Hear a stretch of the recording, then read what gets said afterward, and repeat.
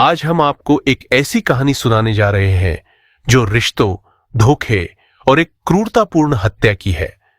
एक पति जिसे उसकी अपनी पत्नी ने प्रेमी के साथ मिलकर हथौड़े से निर्मम तरीके से मौत के घाट उतार दिया। यह कोई आम घरेलू झगड़ा नहीं, यह एक पूर्व नियोजित हत्या थी जो 5 महीनों से रची जा रही थी। और उस रात जो हुआ उसने पूरे गांव को हिला दिया।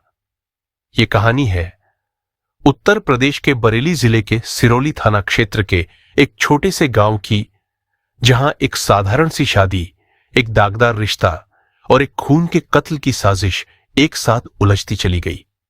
सुरेशपाल सिंह, जिनकी उम्र 40 साल, गांव का एक कड़ी मेहनत करने वाला किसान, अपनी सुबह की चाय चबूतरे पर बैठकर पी रहा था।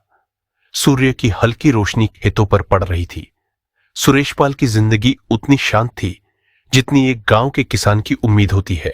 सुबह उठना, खेत संभालना, परिवार के लिए मेहनत करना। उसकी पत्नी ममता देवी, जिनकी उम्र 30 साल, गांव बाजार के कामकाज में हाथ बटाती, बच्चों को संभालती, घर के कामों में व्यस्त रहती, एक साधारण गृहिणी की तरह। उनके 3 बच्चे थे, एक 11 साल का बेटा और 2 छोटे बच्चे। सब कुछ सामान्य सा लग रहा था, पर भीतर ही भीतर एक ऐसी आग जल रही थी जिसका किसी को एहसास तक नहीं था। ममता के जीवन में कुछ अजीब बदलाव आने लगे। दिन प्रतिदिन उसका व्यवहार बदलता गया। फोन अक्सर छुपाते, देर रात तक घर से बाहर रहना और सच कहने में टाल मटोल। गांव में भी धीरे धीरे खामोश अफवाहें फैलने लगी कि ममता का किसी लड़के के साथ कुछ चल रहा है, और यह अफवाहें सच साबित होने लगी जब वहां का होटम सिंह, जिसका उम्र 26 साल का युवक, बार बार गांव में दिखने लगा। दोनों के बीच पहले दोस्ती हुई, फिर गुप्त मुलाकातें और अंत में एक गुप्त प्रेम संबंध जिसे ममता अपने पति से छुपा रही थी। 5 महीनों तक दोनों ने एक एक करके हर मुलाकात को एक योजना की तरह तैयार किया, लेकिन किसके लिए यह कोई नहीं जानता था। 5 महीने, हां, आपने सही सुना, 5 महीने। ममता और उसके प्रेमी ने मिलकर एक योजना बनाई, एक ऐसी योजना जिसे अंजाम तक पहुंचाने में उन्हें बिल्कुल भी संकोच नहीं था। वे चाहते थे कि इसका एक ही परिणाम हो, सुरेशपाल का अंत। किसी ने भी यह बात नहीं पकड़ी, न सुरेशपाल ने, न गांव वालों ने। वे सोचते थे कि यह सिर्फ सामान्य दंपत्ति है, लेकिन उनके अंदर जो चली आ रही थी वो इन सामान्य दिखने वाली बातों से कहीं ज्यादा गहरा थी। 13 जनवरी 2026 की रात गांव के लिए वही रात साबित हुई जो हमेशा के लिए याद रखी जाएगी। सुरेशपाल, जैसे हर रात करता था, शाम के खाने के बाद बिस्तर पर सो गया। सुरेशपाल को कोई शंका नहीं थी। उसकी पत्नी और उसके प्रेमी दोनों ही उसके साथ थे, जैसे कोई साधारण सी सुबह हो। पर सच था बिल्कुल अलग। रात के लगभग 2 बजे ममता और होतम ने मिलकर सुरेशपाल को बेहोश कर दिया, फिर हथौड़े की ताबड़तोड़ वार से उसके सिर और चेहरे पर हमला किया। लगातार, बड़ी बेरहमी से, हर वार एक नई चीख की गुंजाइश बनता गया और फिर वह खामोश हो गया, एक नश्वर शरीर में तब्दील हो गया। लेकिन कहानी यही खत्म नहीं हुई।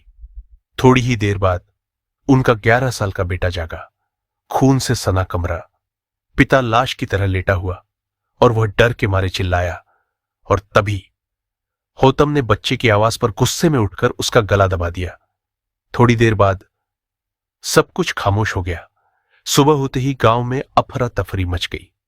ममता ने आंसुओं का ढोंग किया।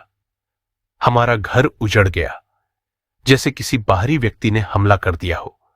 पर पुलिस को कुछ खास बातों पर शक हुआ, और जब जांच शुरू हुई तो सच्चाई धीरे धीरे सामने आने लगी। फोन के रिकॉर्ड और चैट्स ने ममता और होतम के बीच के रिश्ते को उजागर कर दिया। हथौड़े पर मिले निशान और खून के सैंपल ने साजिश की पुष्टि की। सबूतों ने पुलिस को एक परत दर परत सच्चाई की ओर खींचा। अंत में पुलिस ने ममता और उसके प्रेमी होतम को गिरफ्तार कर लिया, और न्याय मंत्रालय ने इस आपराधिक साजिश के लिए उन्हें कानूनी हिरासत में भेज दिया। सोचे, क्या प्यार इतना शक्तिशाली होता है कि वो इंसान को हत्या और योजनाबद्ध हत्या तक ले आए? या फिर समाज की नजरों से बचने का डर, या फिर एक रिश्ते की तकरार ने इंसान के मन में जो क्रूरता भर दी, क्या वही असली वजह है? हमारा सिस्टम कहता है कोई भी अपराध अपनी जगह गंभीर है, लेकिन इन अपराधों के पीछे जो आपसी रिश्ते, दबाव, सामाजिक प्रतिबंध और समय समय पर झगड़े होते हैं, वो भी कम खतरनाक नहीं। हर ऐसे मामले से हम सीख लेते हैं कि मानव मन किस कदर प्रलोभन, भ्रम और हिंसा के बीच झूल सकता है।